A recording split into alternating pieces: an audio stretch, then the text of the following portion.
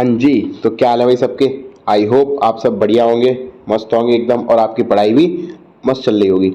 One concept one day में आज अपना है 8th लेक्चर, और इस 8th वाले क्लास में हम सीखने वाले हैं कि बायोस्फीयर रिजर्व क्या होता है और इम्पोर्टेंट बायोस्फीयर रिजर्व हमारे इंडिया में कितने हैं, कहाँ कहाँ पे हैं, ये सब। तो बात करते हैं कि बायोस्फीयर रिजर्व की सबसे पहले जरूरत क्या पड़ी। तो बात करते हैं यहाँ पे कि 1960 में और 70s के साइंटिस्ट ने ये बात रियलाइज करी कि एनिमल्स को प्रोटेक्ट करना सिर्फ इनफ नहीं है, मतलब सिर्फ जानवरों को बचाना, यानी कि हम लोग वाइल्ड लाइफ सेंचुरी बना रहे थे, हम लोग नेशनल पार्क बना रहे थे, तो सिर्फ जानवरों को बचाना वाइल्ड लाइफ सेंचुरी के जरिए से इतना ही इनफ नहीं है, हमें पूरे इकोसिस्टम को बचाना पड़ेगा। ह्यूमन एनवायरनमेंट का इंटरेक्शन, ह्यूमन का एनवायरनमेंट के साथ जो इंटरेक्शन है उसको बचाना पड़ेगा। इन सभी को बचाने की जरूरत, स्पेशली हमारे पूरे इकोसिस्टम को बचाने की जरूरत है। तो इसके परिणाम अनुसार क्या किया, यूनेस्को ने लॉन्च किया एक ग्लोबल प्रोग्राम। पूरी विश्व भर में एक प्रोग्राम यूनेस्को ने लॉन्च किया। कौन सा प्रोग्राम, नाम था मैब प्रोग्राम। मैब नाम का एक प्रोग्राम, MAB मैब नाम का एक प्रोग्राम यूनेस्को ने लॉन्च किया। अब यूनेस्को ने लॉन्च किया तो obviously it is launched by UNESCO. कब लॉन्च किया गया था, 1971 में। इंपॉर्टेंट है, अपने लिए जीके का एक क्वेश्चन हो गया। इसका ऑब्जेक्टिव क्या था, बायोडायवर्सिटी को कंजर्व करना, इसको बायोडायवर्सिटी को बचा के रखना, प्रमोट करना सस्टेनेबल डेवलपमेंट को, एनकरेज करना साइंटिफिक रिसर्च ज्यादा से ज्यादा हो, ज्यादा से ज्यादा चीजें हमें पता चले, और maintain harmony between human and nature, मनुष्यों के और नेचर के बीच में भाईचारा की भावना बना के रखना, मतलब नेचर लवर को डेवलप करना। ये एक और इंपॉर्टेंट उद्देश्य था उनका, एक और इंपॉर्टेंट ऑब्जेक्टिव था। तो इस प्रोग्राम के तहत कई सारे देशों ने बायोस्फीयर रिजर्व बनाए। मैब नाम आया था यहाँ पर, तो मैब की फुल फॉर्म क्या है, man and the biosphere reserve. UNESCO की फुल फॉर्म मैंने पिछले क्लास में नेशनल पार्क वाले सेशन में मैंने आपको होमवर्क दिया था, कई बच्चों ने उस होमवर्क को किया। इसको लिखा इसकी यूनिफॉर्म, यूनेस्को की full form United Nation Educational Scientific and Cultural Organization. कई बच्चों ने लिखा था, आई होप उन्हें याद भी हो गई होगी, नहीं हो गई तो याद कर लेना, ठीक है। ये इनका लोगो था। तो आई होप आपको ये क्लियर हो गया होगा कि यूनेस्को ने मैब प्रोग्राम के जरिए से ये हमारे बायोस्फीयर रिजर्व बनाने का एक बहुत अहम कदम क्यों उठाया। तो ये कदम क्यों उठाया, किस लिए उठाया, ये इनके ऑब्जेक्टिव थे। और क्यों उठाया, क्योंकि साइंटिस्ट ने इन 20 सालों के दौरान ये देखा कि सिर्फ जानवरों को बचाना ही इनफ नहीं है, इकोसिस्टम और ह्यूमन एनवायरनमेंट का इंटरेक्शन कराना भी जरूरी है, इकोसिस्टम को बचाना भी जरूरी है। अच्छा, कई देशों ने इस प्रोग्राम के तहत बायोस्फीयर रिजर्व बनाए। तो हम भारत के रहने वाले लोग हैं तो हम भारत की बात करेंगे। तो लीगल स्टेटस इंडिया में कैसे आया, तो इंडिया में जैसे नेशनल पार्क और वाइल्ड लाइफ सेंचुरी बनाई जा रही थी वाइल्ड लाइफ प्रोटेक्शन एक्ट के तहत, उसी प्रकार से बायोस्फीयर रिजर्व नहीं बनाए जाएंगे। याद रखना, इस एक्ट के तहत नहीं बनाए गए बायोस्फीयर रिजर्व। बायोस्फीयर रिजर्व किसने एस्टेब्लिश किए, हमारी गवर्नमेंट ने, गवर्नमेंट ऑफ इंडिया की पॉलिसी होती है वो। और ये जो हमारे नेशनल पार्क और वाइल्ड लाइफ सेंचुरी बने हैं ये स्टेट गवर्नमेंट के अंडर आते हैं। यहां पर हमारे नेशन की गवर्नमेंट वर्क करती है, इंडिया की गवर्नमेंट वर्क करेगी। ये आते किसके अंतर्गत है, ministry of environment, forest and climate change initiative के अंदर ये आते हैं। इस मिनिस्ट्री के तहत MOEFCC के तहत आते हैं। यूनेस्को ने रिकॉग्नाइज किया है हमारे कई सारे बायोस्फीयर रिजर्व को। तो बायोस्फीयर रिजर्व होता क्या है, अब एक लाइन में ये बात बता दूं मैं आपको क्या होते हैं भाई साहब। A large conservation area established under UNESCO's man and the biosphere reserve to protect biodiversity while promoting sustainable development. अरे एक बहुत बड़ा सा एरिया जो संरक्षित कर रहा है हमारे किसको, बायोडायवर्सिटी को, और प्रमोट कर रहा है सस्टेनेबल डेवलपमेंट को, यूनेस्को के मैब प्रोग्राम के तहत। Clear, I hope this is clear.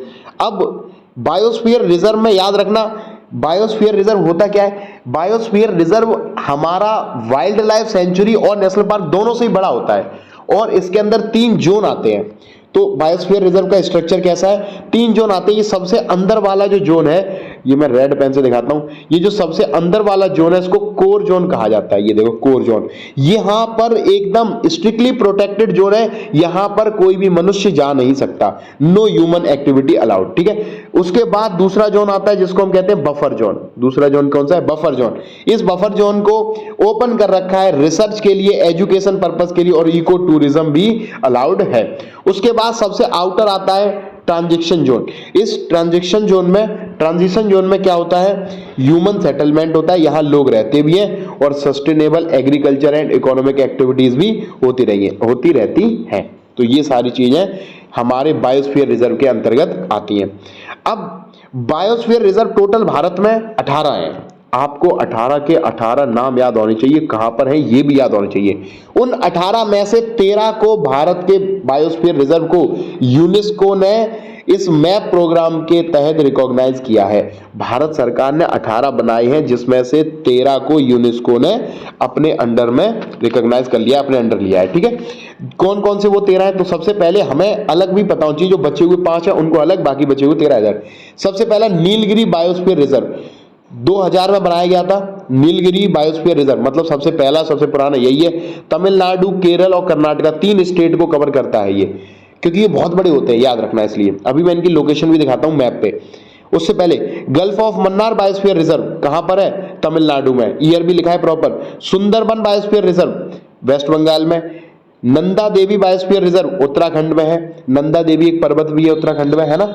Nokrek biosphere reserve Meghalaya में है। पंचमरही बायोस्फीयर रिजर्व मध्य प्रदेश में है। सिंपलीपाल बायोस्फीयर रिजर्व कहां है? उड़ीसा में है।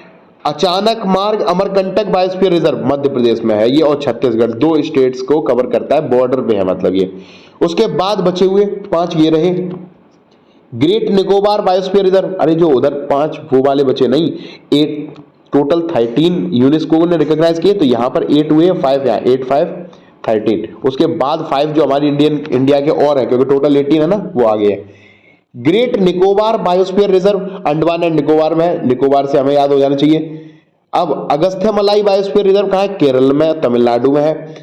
कंचनजंगा तो आपको पता ही है, तो यहां पर इसका नाम है कंचनजंगा बायोस्फीयर रिजर्व। कहां है? सिक्किम में, वहां बहुत बड़ी वो पहाड़ी भी है कंचनजंगा नाम से। पन्ना बायोस्फीयर रिजर्व मध्य प्रदेश में है। Cold desert biosphere reserve Himachal Pradesh में।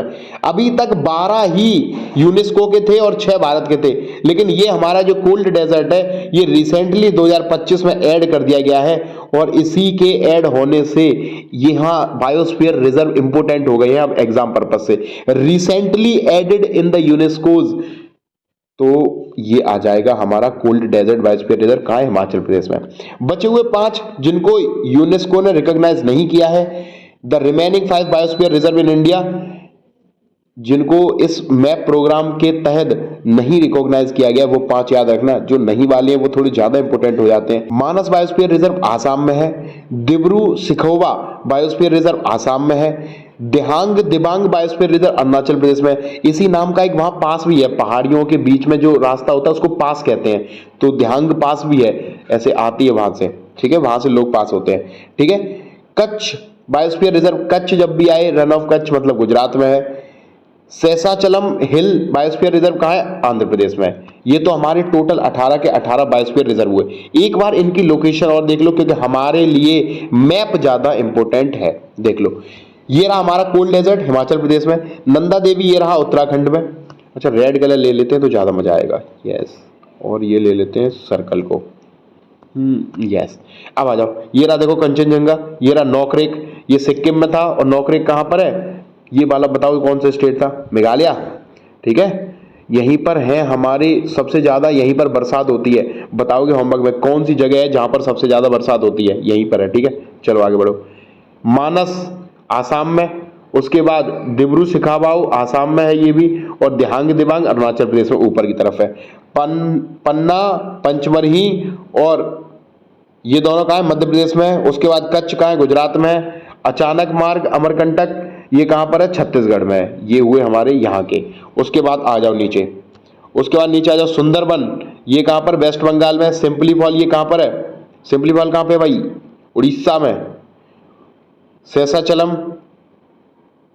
आंध्र प्रदेश, और नीलगिरी हमारा 3 स्टेट को कवर करता है, केरला, कर्नाटका और तमिलनाडु। ठीक है, आई होप आपको क्लियर हो गया होगा। मैप को बार बार देखो, ध्यान से देखो। मैप में एक एक स्टेट पहले याद होनी चाहिए। जब स्टेट याद हो जाएंगे तो wild life sanctuary, national park और ये सारी चीजें, बायोस्फीयर रिजर्व सब याद हो जाएंगी। स्टेट आपको प्रॉपर एकदम याद होने चाहिए। तो स्टेट याद करो, उसके बाद इन सभी को याद करो। आई होप आप पढ़ाई कर रहे होंगे। All the very best for your all the exams.